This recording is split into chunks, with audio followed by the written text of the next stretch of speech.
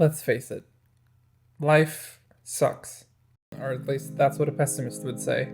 Feeling disappointment in and from life is forthcoming and inevitable, they might add. The only way forward is to accept it, and live expecting nothing but the most dissatisfactory and, in extreme cases, tragic results. But that's no way to cherish the short time we are given here on this earth, right? Firewatch is a first-person adventure game released on February 2016 that disguises itself as a sinister mystery tale, only to be revealed as a commentary on humans' uncanny ability to build upon exaggerated ideas and being disappointed by the tragic results of life. Created by Camposanto, Firewatch has you play as a middle-aged approaching man named Henry, who takes a summer job as a fire lookout in the Shoshone National Forest after his wife's untimely development of dementia. The game introduces the player to the mundane tasks of the job, only to implant ideas of something more sinister surrounding the forest in both the player and Henry's head, which is where the game shines the brightest, merging the feelings of joy and loss, the expectations, relationships, and emotions of the player and Henry into one. Henry essentially serves as a substitute for us in our own monotonous and boring lives through the guise of a video game, a fictional world. However, Firewatch has proven to be more than just that. By being self-aware of our own reflection in Henry, and viewed through a lens of pessimism that people can and tend to do when life seems unbearable, Firewatch teaches the disappointing and tragic nature of life by depicting the way humans search for a way out of the tragedy when the truth is right in front of them.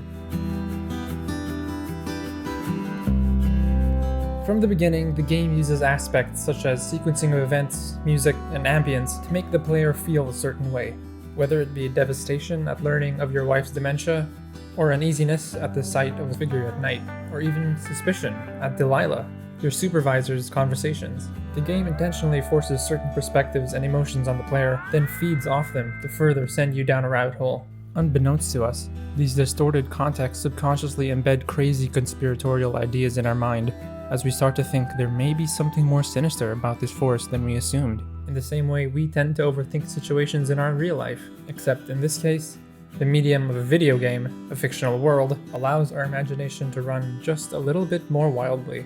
By using these forced perspectives, the game acts as a guiding hand as we construct conspiracies based on the distorted contexts and vague, misleading evidence that it has fed us with. It starts, as with any conspiracy, by making us doubt the perceived normalcy of our lives. The game begins by instructing the player to perform the most mundane tasks a video game could possibly ask you to do, giving us a reason to believe that the game really is as normal as the job description of a fire lookout entails. Then, the weird things start happening. The supposed mysterious figure during the first evening, Delilah's suspicious conversation, the two missing girls, tapped radios, recorded conversations, unknown arsonists, and finally, Firewatch's version of Area 51, Wapiti Station.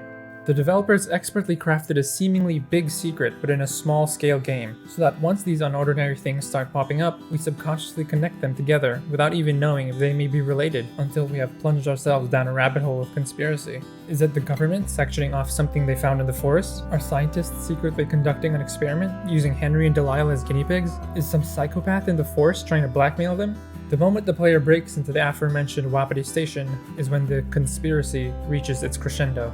Cell towers, gridded off soil, heavy equipment, and a tent that looks perfectly equipped to spy on two fire lookouts. As the orchestration of this conspiracy reaches this crescendo, the game feeds more and more on the player's anxiety from experiencing a break from the ordinary, and when the player feels as agitated and frightened as Henry and Delilah, is when it shines the most.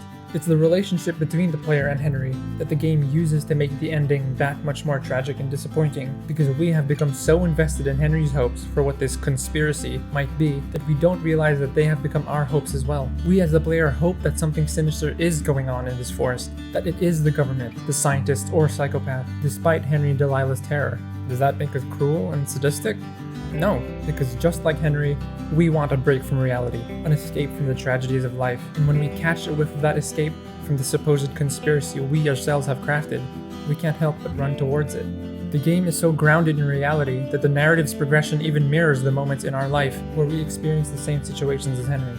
The game elicits not just empathy from the player, but takes the relationship between the player and Henry even further by arguing that the player is Henry. His roller coaster of joy and tragedy during the opening sequence is your own experience with such emotions. His escape to this fire lookout job is your desire to escape from your own grim reality. His conspiracy is your hope that there is something more to life than what has already been shown to you. And when his grand ideas topple down in front of him after discovering the tragic truth, so do yours. Early into the game, Delilah mentions a 12-year-old boy named Brian Goodwin, who came with his father, Ned, during his time as a fire lookout. He was stationed in Two Forks, your lookout, with his dad Ned 3 summers ago. Great kid. They took off halfway through the summer. I think at one point they just realized this job wasn't for them. For Brian, at least. Children aren't allowed as fire lookouts. However, against her better judgment, Delilah let him stay, choosing not to report his presence and even growing to care about Brian. As the story progresses, you discover more about him. He's a smart kid, kind-hearted, has a sense of adventure, and just wanted to spend time with his war veteran father, who has PTSD. According to Delilah, Brian and Ned left halfway through the summer. However, that is simply the game giving you another piece of distorted context. Because after spending hours constructing a conspiracy founded upon nothing but loosely stitched together pieces of distorted evidence, we expect nothing less than a grand government scheme. Scientists using Henry and Delilah as guinea pigs, a psychopath wanting to frame the two lookouts for crimes they didn't commit. Instead, the game serves the truth. And in just the manner that life does, merciless and tragic. It prolongs your hope for an answer bigger than what this small portion of the forest that has become both your escape and prison can give. Right until the moment you find Brian Goodwin's body at the bottom of a cavern. Or at least what's left of it. What started as a simple offhand topic of conversation became the brutal reality, dispelling whatever myth you conjured up about the secret of this forest. Like almost everything in this game, the developers intended this aspect to mirror the ebbs and flows of life. 1. Reality hits you when you least expect it. And 2. The devil is in the details. Our time with Henry is one unexpected tragedy after the other. Losing his wife to dementia, Brian Goodwin's death, and even the forest burning down at the end, forcing us to evacuate. Each of these events happen right after we have attached ourselves to something that just might give us a glimpse of happiness or escape. But when life seems the brightest is often when reality slaps you right across the face, reminding you that life is everything but. And all this time we spent imagining that the government or scientists or some forest psycho was behind everything, it was just Brian's father, Ned, who isolated himself in the forest after his son's death and did everything he could to prevent the secret about his son getting out. The tragic truth of this story doesn't come from the grand conspiracy, but in the details of the characters, because Firewatch, at its core, is a story about people with problems, as articulated well by Nick Mo. See, Firewatch is a game about tragedy, problems, and how we as humans handle these problems. In fact, Firewatch is basically a 4-hour emotional experiment which succeeds in one area where many games fail: an emotional connection between the player and the character. The real tragedy of this story, however, is not the fate of poor Brian Goodwin, but rather that you, the player, were disappointed that after all these theories you may have conjured up, all that was waiting for you at the bottom of the mysterious cave was a dead boy's body. Nothing more. The disappointment you feel at the climactic revelation of the truth is the game asking you to adopt a pessimistic view on life. It asks you to be self-aware enough to recognize that this game is just a mirror for life, and Henry, a conduit for your desire to escape the boring mundanities of it. It asks you to be pessimistic enough to realize that life is inherently disappointing, and that the disappointment you feel at the climax is the same as the disappointment you feel about your exam results, not getting the job you want, a failing relationship, and much more. Expecting the worst outcomes in life will save you the hurt of disappointing results, because the disappointment does not stem from the result itself, but rather our hopes of something greater. The Book of Life argues that what often makes us sad and angry isn't disappointment, but a sense that our hopes have not come true, and that our lives are unusually bitter. Therefore, it was not the result of the supposed conspiracy that disappoints us, but rather the conspiracy itself, and how our hopes of it were not met. Which is why the greatest achievement of Firewatch is making you believe that there was anything more to this game, and consequently to life, than what was already shown. Firewatch is a masterfully crafted, small-scale game that is dripping with reality, with real people, real problems, and real life. The game attempts to make the player recognize a pessimistic take on life by subconsciously making them self-aware of their own life and experiences through Henry's. The developers use Henry in the medium of a video game to comment on how disappointing your life is. While they are not calling you out in particular, they still purvey the idea that life is inevitably disappointing for everyone. So take comfort at least in the fact that you are not alone. No matter how bad you have it right now, or how hard life is hitting you, there is always someone who knows what you're going through, or even going through something worse. We are, all of us, fighting our own battles and just trying to get through life, which is what Firewatch is all about, people dealing with their problems. And it is that exact idea that allows Henry to resemble us, regular human beings, the most. Like us, he was clinging on to the hope that there was something more to the mystery, wishing there was a bigger explanation to the notes, science equipment, tapped radios, but there wasn't. All it was a war veteran with PTSD who lost his son in a climbing accident, ran away from his tragedy, and kept tabs on 2 Firewatch lookouts to ensure his secret didn't get out.